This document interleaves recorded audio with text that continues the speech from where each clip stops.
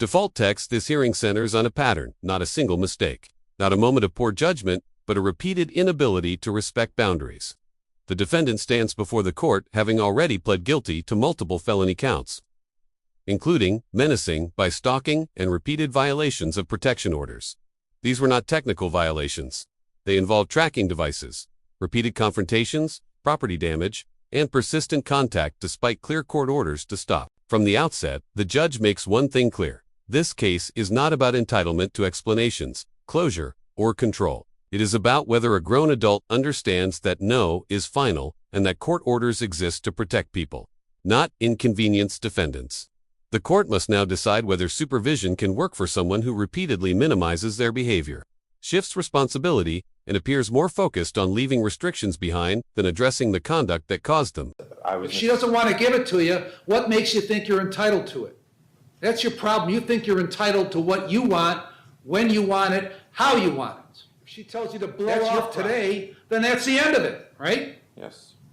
And your attitude here today is you want to get the hell out of here with as little as possible, as soon as possible, and aren't really concerned with addressing the problem that you have. Breaking the law a lot, doing things you're not supposed to be doing a lot. You haven't endured shit, okay? Okay. Now, if you want, I can just send you to prison. You won't have to be on probation. How old are you? You want that? No, I do not. 38. How far did you go through school? Bachelor's degree. It's been represented to me you're going to plead guilty to count 1, menacing by stalking, felony 4, count 2, menacing by stalking, a felony 4, count 5, violating a protection order, a felony 5, count 7, violating a protection order, a felony 5, and count 8, criminal damaging or endangering a misdemeanor 1, and the remaining changes or charges will be dismissed at the time of sentencing. Is that your understanding? Yes. Now, I could give you a consecutive sentence. That means one sentence after another for the separate offenses. If I did that, you face a maximum prison term of 60 months and a maximum fine of $16,000. Do you understand that? Yes. All right, Ms. Zagretsky, if the case went to trial, what would the evidence show? The defendant came to Lauren Simpson's place of work during her lunch break. There he had come to her car with the door open, was yelling at her. He had placed a GPS tracker on her vehicle. This is on February 13th. Later on that day, he came to Luke Eddy's residence where he did not have where the victim, Lauren, was. That's when she discovered that the GPS was placed on her vehicle. In the days prior to that, the victim had noted the defendant's vehicle following her. On February 14th, police were dispatched to Luke Eddy's home again. That is where the defendant had shattered the glass table in Luke Eddy's home. This had occurred while the victim, Lauren, was in the house with her son. Defendant came, shattered the table, and all during that time there was a protection order in place between the defendant and Lauren Simpson. On February 15th, the defendant then again came to the victim's home and was in the backyard, proceeded to pull her over to him. Again, there was a protection order in place. The defendant acknowledged that he knew about the protection order and had been sufficiently served during this time period. There's a history of the two. They're in a relationship, there's a history of violence, and this type of behavior between them, and they have a child together. All right, thank you. Mr. Reardon, anything to add to the facts? No, Your Honor. Mr. Union, did you hear what Ms. Zagretsky said the facts would show if the case went to a trial? Yes. And are those facts true? Yes. What's your plea to count 1, menacing by stalking, a felony 4? Guilty. What is your plea to count 2, menacing by stalking, a felony 4? Guilty.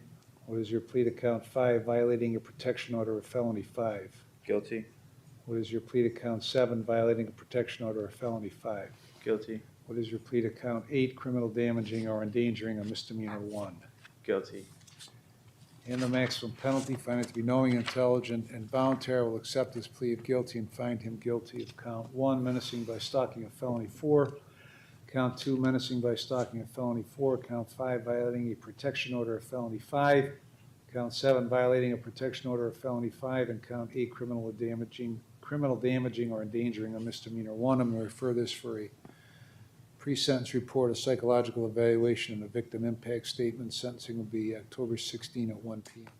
I want to be sure there's no condition that he have no contact then. No, I'm not going to place that condition right now. Okay. Thank you. And unless I hear from the victim advocate that the victim wants that right now. Turn around. I'm sorry. Turn around. Okay, I don't know you. I'm sorry. Okay? Based on what I heard today, I don't trust you. Okay. Okay, so so why don't you let me do this? Okay. Okay. No GPS. Okay. So we'll know from the Alpha House if you leave. I understand. Anything else, Ms. Segretsky? No, Your Honor. Thank you. Mr. Reardon? Nothing else, Your Honor. All right, we're adjourned. Previously in court on August 27th, 2024, where the defendant pled guilty to count 1, menacing by stalking, a felony of the 4th degree, in violation of revised code section 2903.211A1. Count 2, menacing by stalking, a felony of the 4th degree, in violation of revised code section 2903.211A1. Count 5, violating a protection order, a felony of the 5th degree, in violation of revised code section 2919.27A2. Count 7, violating a protection order, a felony of the 5th degree, in violation of revised code section 2919.27A2. And count 8, criminal damaging a misdemeanor of the 1st degree, in violation of revised code section 2909.06A1. The court ordered a pre-sentence investigation and report and a victim impact statement. The state has had the opportunity to review those reports and is prepared to proceed with sentencing. Thank you. Mr. Union, what do you want to tell me? No, Mr. Union. Okay. It's been a long road since all this happened, and I would just like to assure the courts that none of this will happen again. I've been working a lot, trying to get my mind right, and I just look forward to starting new and getting my life together once I am able to leave. Well, why did all this happen? When you mean all this, Well, I think there's one incident where you barged into her work and started screaming at her. oh, that was just in the parking lot of the car. That was just me just looking to answers for our breakup, honestly. We were together, and then all of a sudden we weren't, so that was just me looking for some kind of closure. Well, during the incident, Union showed up at Simpson's lunch break, ripped the door open, and started yelling at her, demanding for his son back. February 13th.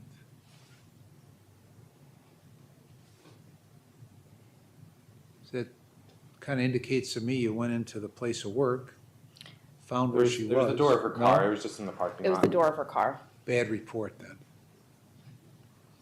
What was the GPS tracker doing on her vehicle? We had a lot of episodes where we were together and she was leaving all the time, disappearing, drinking alcohol with sometimes our son as well, and just me looking for a way to locate her because So she you would put go the on. GPS tracker on her car? Excuse me? So you put the GPS tracker on her car, Yes. okay? Why did you tell Miss Crook that you didn't put the GPS Miss- tracker on her Who was car? Miss Crook? Miss Crook is the probation officer. There must have been a miscommunication, and I apologize. What did he tell you, Jamie? He told me that it was a rental car and that's why there was a GPS on it, because it was a rental car. not- It was, in fact. He denied putting the GPS tracker on. Why did you tell her that? I do not know. If Well- I did miscommunicate that, then I apologize. That's not a miscommunication, that's a lie, right? Okay. Right? So why did you lie to her? At this point in the hearing, the issue is no longer just what the defendant did, it's whether he can be believed. The court reviews a series of explanations that repeatedly change depending on the audience. A GPS tracker becomes a miscommunication, property damage becomes an accident, and repeated violations become attempts at closure. The judge highlights a core problem, tailoring the story to minimize consequences. When a defendant lies during a pre-sentence investigation, it undermines the very foundation of supervision. Probation depends on honesty, treatment depends on accountability, and credibility, once lost, is difficult to restore. The court is now weighing not just past conduct, but the risk of future behavior and whether this defendant is capable of following rules when emotions run high. Why are you telling me Because from the that? outside, it looks worse than I think it was. However, I do know that it was a mistake doing such things, that's not appropriate to track someone So- involuntarily. So you're here talking to me, so if you're lying to her in the preparation of this report, why am I to believe anything you say? Because you're worried about the appearance of it. So why should I believe No, what I mean, you're? I'm not Because worried. now, are you putting on a show for me? I'm not. Okay. So why should I believe you when you're lying to her a couple weeks ago? Because I feel like I am a man of integrity. Then why are you lying? If you're a man of integrity. I just didn't want to look like I was a crazy stalker in the eyes of the courts. That's not what I am. Well- Even though these charges imply that I am, but Well, putting a GPS tracker on who you say is your girlfriend's car kind of makes you look like that, doesn't yes, I it? understand. Okay. Yes, I And understand. so you didn't want me to think that, so you lied to her. I didn't realize that you would be reading exactly every word that I wrote. It What wasn't, did- it wasn't about What does it matter if I was going to read it or not read it? You're trying to curtail your story to your audience then, right? That's what you're telling me. Not exactly. No. The next day, February 14th, Valentine's Day, you're over at Luke Eddy's house, and you shattered the glass on the back deck, the table. Why did you do that? To be honest, that was an accident. I meant to throw a rock at the roof of the house just to let them know that I was aware, or make them aware that I knew that she was there. It was Why? It was an accident hitting a table. I did not mean to inflict any damage to anyone's property. Why were you throwing a rock at the roof to let them know you were there? Because I was hurt at the time. Because two days prior, we were together, and then I found out via text message via her that she had a new boyfriend. So I was in a lot of pain. I was hurt, and I was alone. She had my son at some new guy's house that I didn't even know about. So it's okay then what you did? It's not okay. Okay. It's extreme, is what it is, right? Or not? Is it not extreme? Yes, it was extreme. The GPS was also extreme. And yet you told Ms. Crook that you didn't break the table. There was an attempted violation of a protection order, a misdemeanor, in October of '22. What was that all about? October of 22. October 14th of '22. Are you saying the first protection order violation? That's what I'm saying. That was an instance where I found out that Lauren was at a bar and she had my son in the car with another random gentleman. So I walked inside the bar to confront her about why my son was in the car. with Even some though there was a random guy. protection order against you. Yes. Okay. How long had that protection order been in place? Not very long. Okay. That I can recall. Okay, and then 11 days later, there's a violation of a protection order in Willoughby Court. What was that one all about? I'm not sure if that was the one we were just speaking to. No, it's two different ones. One's What- in Menor, this one's in Willoughby. The Willoughby one is the one I was talking about because I know that took place in Willoughby. What about the Menor one? What happened in the Menor one, I'm not sure what you're referring to. Well, I'm referring to the conviction you have for attempted violation of protection order. The And incident that happened October 14th of '22. it was an attempt. That's right, I'm not sure. okay. Who was it domestic violence against in May of '23? May. That was okay. Is that what you're referring to? No, this is a different one. The domestic violence was I was dropping my son off to her apartment. I had to get to work. She didn't answer the door, so I had to open up her window of her apartment to let my son in so I can get to work. And then as I was leaving, I noticed that his juice cup was in my car still. So I was a little bit angry, and I wanted to make sure there's juice, and I threw it through the window without even looking inside, and it accidentally hit her on the ear, like right here. So that's what that domestic violence was. Now, why in the world would I believe that? Because that is what happened. So you seem to have like a run of bad luck. After breaking into her apartment, throwing the sipper cup Yeah, it was juice. through the window, happens to hit her in the ear. Then you're throwing a rock at a roof and it happens to break the table. That's just a run of bad luck. That's probably more a run of bad decisions. What is your mental health diagnosis? I'm not sure. Were you ever evaluated? Yes. I haven't gotten any results though personally. When were you evaluated? I believe I did an evaluation when I came to the Genesis Center. I did an assessment. I know I had one at Signature Health maybe a few years ago when we had those domestic violence charges. I believe I had to do an assessment, or that happened, and then I was on probation for that stuff that happened in Willoughby. Okay, but you don't believe you have any mental health problems, right? I don't know if I agree with that statement. Well, you told the psychological evaluator that you deny any history of mental health treatment and do not have any mental health concerns at this time. No, at that time I did not. Mr. Union stated, I don't need any mental health treatment. I just want to be able to return home and get on with my life and fix my relationship with my girlfriend and be there for our son. I would probably say that we probably need counseling therapy for couples. what? Couples therapy. Okay, but you don't need any mental health treatment because you don't have any problems. I don't know what world you're living in because this stuff has been going on for 2 years. Bizarre stuff been going on for 2 years and you don't have any mental health problems? What drug problems do you have? Currently no drug problems. What Thank the drug Lord. problems have you had? I was using Klonopin, not as a drug habit. However, As it what? was a once every few months kind of thing. For what? Just anxiety. Where'd you get that? Lawrence prescribed it. You're taking somebody else's meds? Yes. Okay. Anything else that you use that you shouldn't have been using? No. What about marijuana? Yes, I have smoked weed from time to time. Benzodiazepines. That's Klonopin.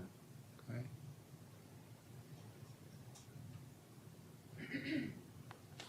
What about alcohol? Do drink occasionally socially, not as it was an alcoholic or anything, not frequently. You like them to minimize all of your problems. That's what you did when you went through the pre-sentence report interview. It's what you did when you went through the psychological interview. So it seems to me you're a guy that's biding your time here. Tell me what you think I want to hear to get as minimal a sanction as possible. That's how you strike me. I'm sorry that comes across that way. Well, it only comes across that way because that's how it is. So, am I to assume that this nonsense that's been going on is all of a sudden going to stop? I'm hoping that it will stop. Yes, that's my intent, not to do any of this craziness anymore.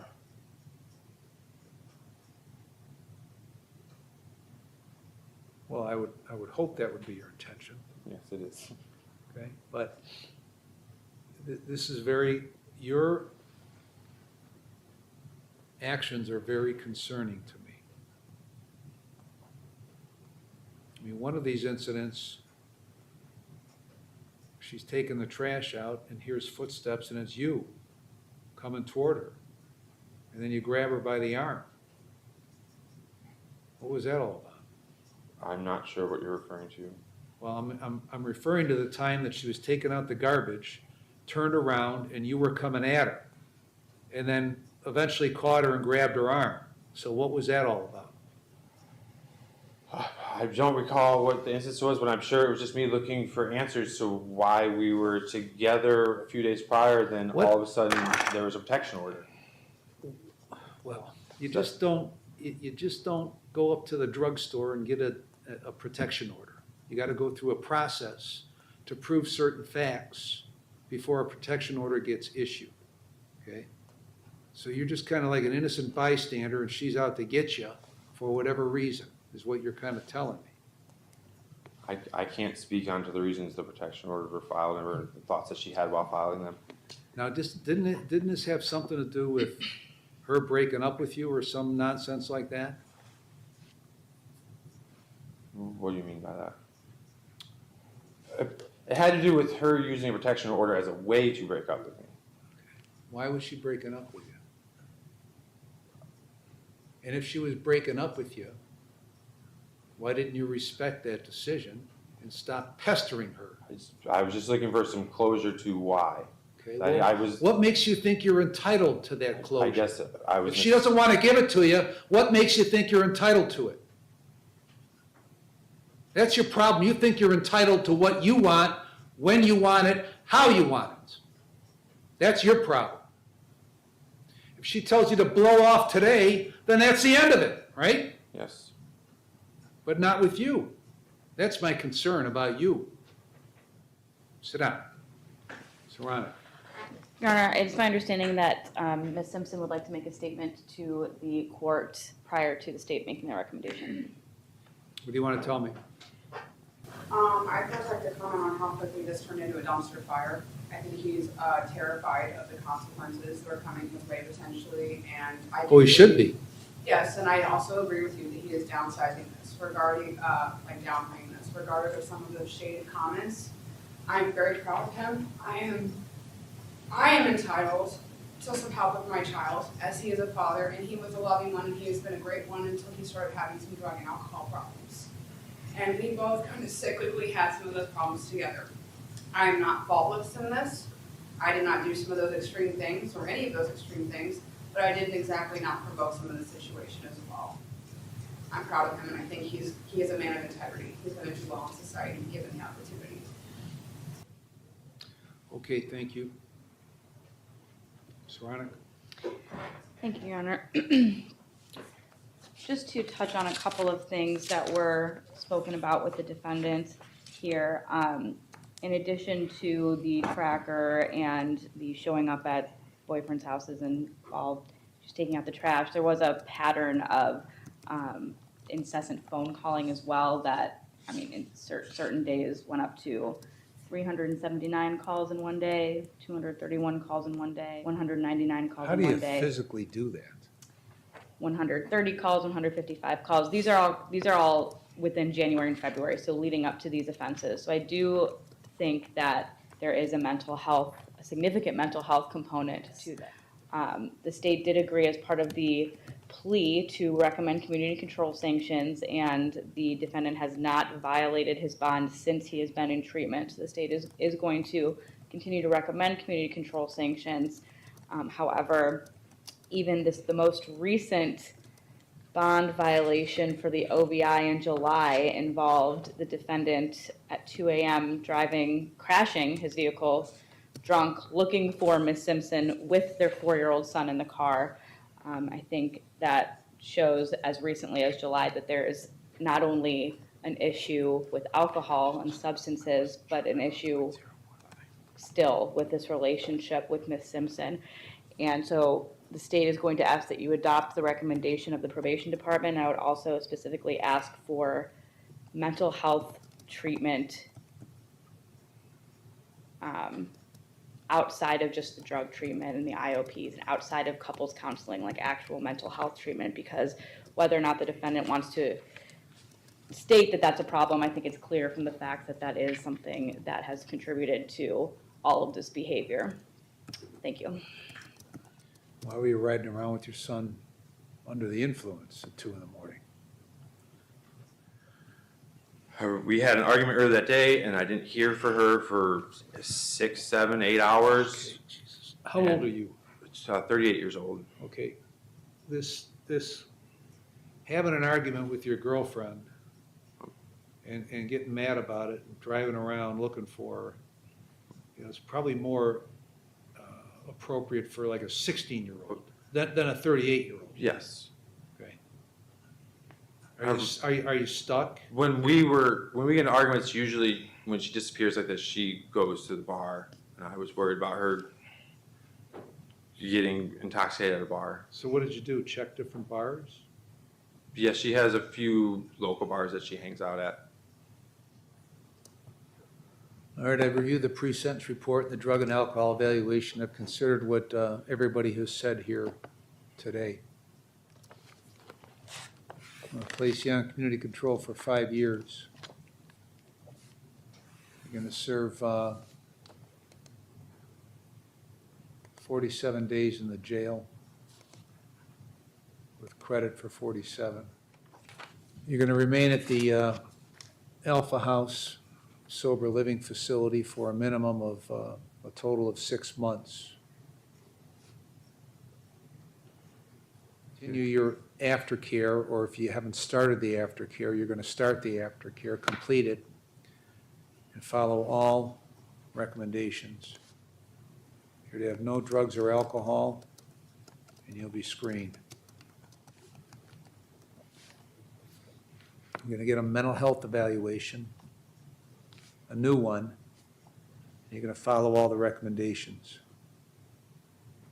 You're going to attend at least 3 AA meetings a week and obtain a sponsor and maintain a sponsor. You're going to get a valid driver's license, obtain and maintain full employment, and pay the costs and supervision fees. Anything else, Ms. Crook? So I have to remain at the Alpha House the for Alpha another House. 4 months? Correct. Yeah. Okay. And it's clear that you don't want to. It's clear you I want to leave just- now. I have a 4-year-old that dearly misses me, and that I need him as much as I need him. So why don't you figure out how to live your life like a 38-year-old, okay? And then you won't have people telling you where you have to live and when you have to live there and how long you have to live there, and live a normal life for a 38-year-old. That's the answer. You got problems that you may or may not resolve. And your attitude here today is you want to get the hell out of here with as little as possible, as soon as possible, and aren't really concerned with addressing the problem that you have, the problems that you have. So you're going to fail. None of this means anything. You're going to fail because you don't want to do this stuff. Any other questions? Is that a no? No. Okay. Now, if you do not comply with each and every one of these terms, the state will file a motion to terminate your community control, and if I find you violated, I'll terminate it, and you'll go to prison for 60 months. 60. 5 years. You understand that? Yes, Your Honor. As you sit there and shake your head in disbelief that you're having to endure all this stuff. I've endured a lot, Your Honor. No, you screwed around a lot, breaking the law a lot, doing things you're not supposed to be doing a lot.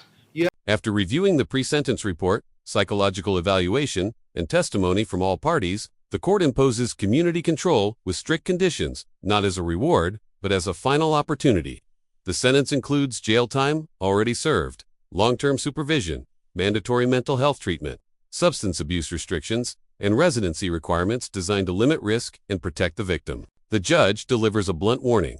Failure to comply will result in immediate termination of probation and a 5-year prison sentence. This outcome reflects the court's central concern, not punishment alone, but prevention. Whether this case ends here or returns to the courtroom depends entirely on the defendant's choices. Do you think the court made the right call? Share your thoughts below and subscribe for more real courtroom breakdowns and legal analysis. Have it endured shipped, okay? Okay. Now, if you want, I can just send you to prison. You won't have to be on probation. Please You do not want do that? No, I do not, Your Honor. Okay. Anything else, Ms. Haranik? No, Your Honor, thank you. Anything else, Mr. Reardon? Nothing further, Your Honor. Now, whether I see you again,